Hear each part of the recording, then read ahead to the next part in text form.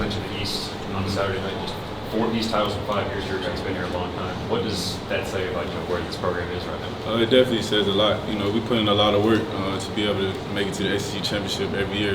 That's our ultimate goal, and that's a step forward to us to making it to the playoff and the national championship and things like that.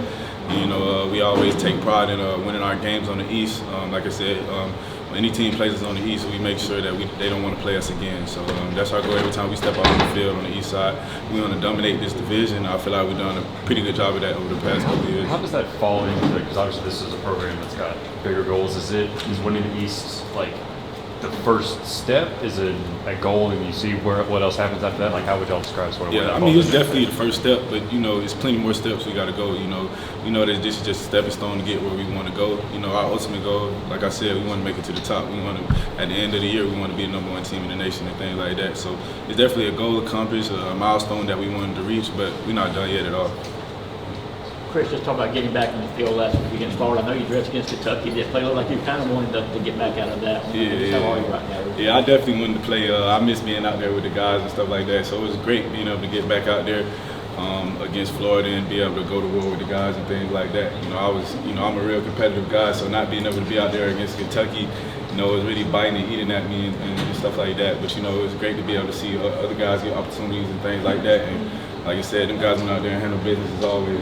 How quick did you read that tape, Chris? How quick did you deduce that? Was it something you scouted? Yeah, it wasn't anything I really scouted, but just from the beginning of the play, Richardson, we know that he could run the ball, of course, but he was like 5-6 yards off the ball, so he caught the ball, tried to run up a little bit, and then throw it. I never bid on the run. I did my job, and everybody else did theirs. I think it was I don't know who it was. It was like a linebacker. I think it was Jacoby. Jacoby did a great job of forcing him to throw it a little bit early. Me and Brady stayed in the back end. So, it's just a part of everybody doing their job and stuff like that. I wasn't trying to go play hero ball or nothing like that. I just wanted to stand back there and do my job, which is stay in my zone, play the ball. To be clear, when you hurt your shoulder against Auburn, is that a total subluxation? Did you have to pop it back in and all that? Yes, sir. Have you ever been through that before? No, I never been through that. I dislocated like my thumb before, but it wasn't the same. But it didn't hurt too bad.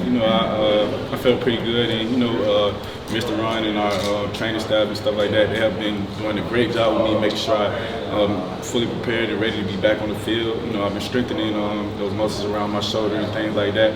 So I definitely appreciate Mr. Ryan and the rest of that training staff for being able to keep me prepared and ready for the game. I'll get you to speak on Kobe Dean's read you made on that take 6. What you saw, man. Why?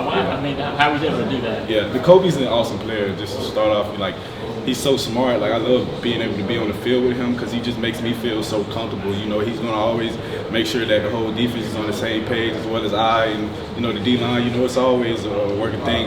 And that play that they ran, we've run that even up to last year.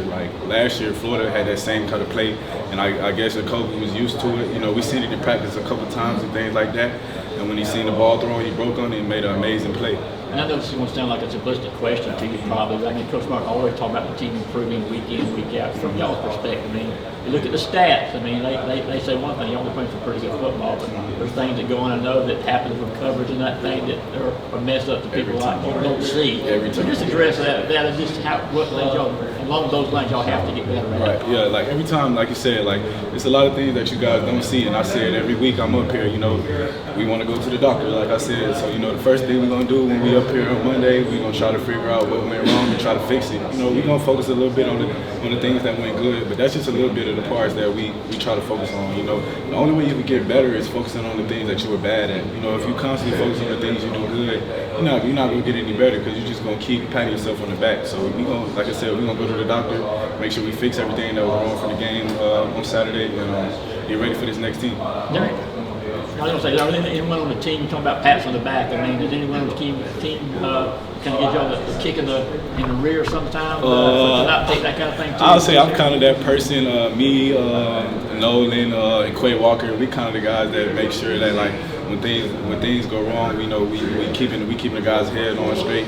When things not going our way, we making sure we give positive affirmations and things like that. But it's definitely a little bit of grit behind it, just to get the guys fired up and things like that. Because it's a battle every time we step out on that field. Chris, I know you guys are going to be humble and move on, but can you just take us inside the huddle in that 2.5 minutes there. That was you just don't see that very often in any level of football. Yeah. I mean, it was a crazy thing to watching those guys in that front seven be able to go to work.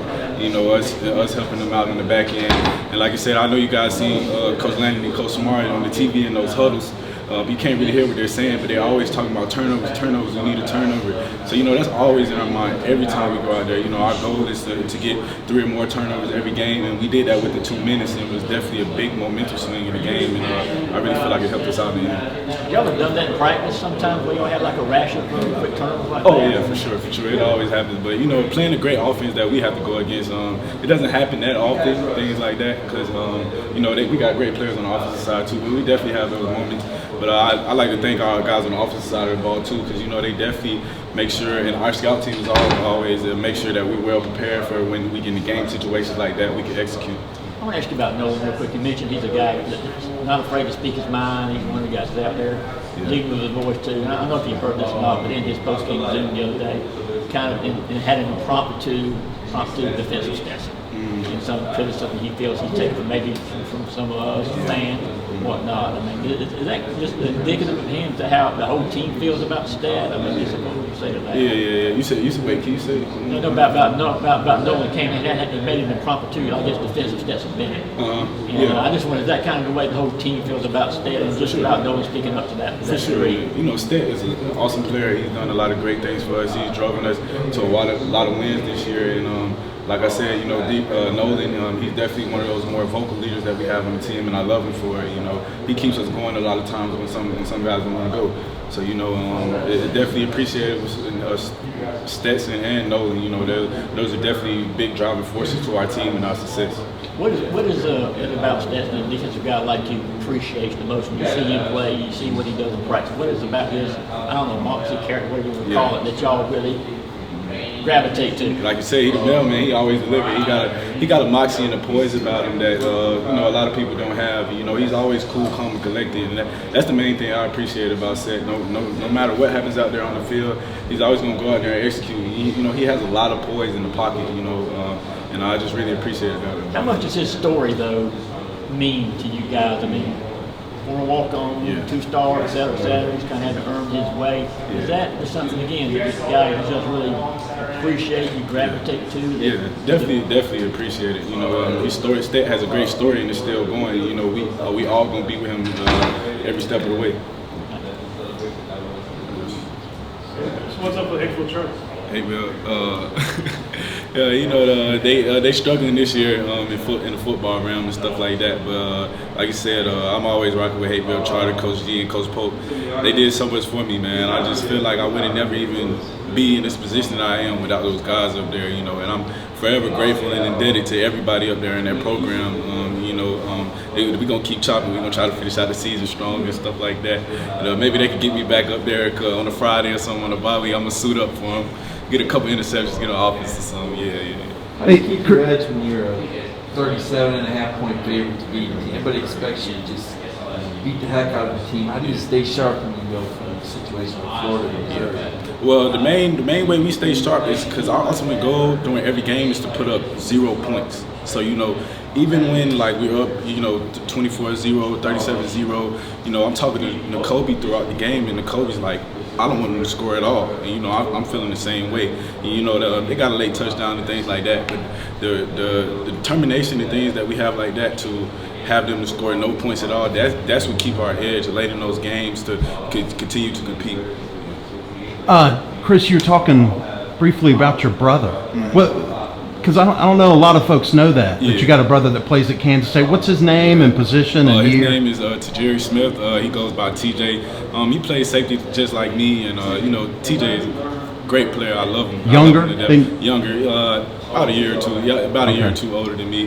My younger brother. He's done a lot of great things for Kansas State and things like that. You know, it's just been awesome to see my little brother, you know, a lot of people doubted him coming up.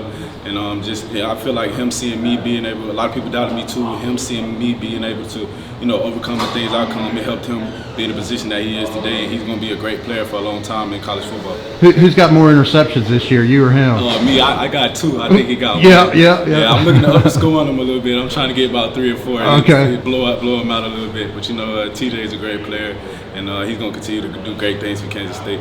How did you know that you clinched the SEC East? Were you watching the game, or did you guys get a text? I actually saw it like on Instagram. We got the UGA fans and fan pages and stuff like that. We got a ton of pages, and they're great. I tap into them a lot, and they tag me in certain stuff. So the first way I found out, they had tagged me in a photo, letting me know we clinched the East and stuff like that. And as guys on the team found out, we all came together. And like I said, it's a milestone we reached, but it's not the end for us. We got a bigger goal that we want to reach, and we hoping to get there. Okay, we have 2 more questions for Chris. Chris, you talked about younger brother, good down him, and down you too. You're too small to play this position. Yeah, that's what they say. How many times did you hear that? I heard it plenty times. Even from some of our coaches and things like that. But Your coaches? Yeah. But this is when I first got here. When I was like 140 pounds wet and things like that. Very, very small player. But like I said, a lot of guys in the NFL inspired me. Guys like Buda Baker, Tyrann Mathieu, Kenny Moore. Some of those smaller guys that are dogs, and they let me know that it could be done. Even though I knew from the beginning that it could be done, because I've been doing this since I was 6 years old. They let me know that it could be done, because at any level, size matters, of course, but you can overcome that if you got heart in you and stuff like that. So I just go out there and play to the fullest of my ability, and I'm gonna put my life on the line every time I step out there. That's it. Chris, you talk a lot about Kobe, but just like that whole linebacker group, what are those guys like in practice? Like how hard they work? Those guys are indescribable for real. Like they are so fast, so smart. Their position coach, Coach Shu, he's one of the smartest guys that I ever met in football. And he does a great job of keeping those guys prepared. And they take what he gives them, the knowledge that he gives them, and they pour it into us. So it's definitely great to be able to share the field with those guys.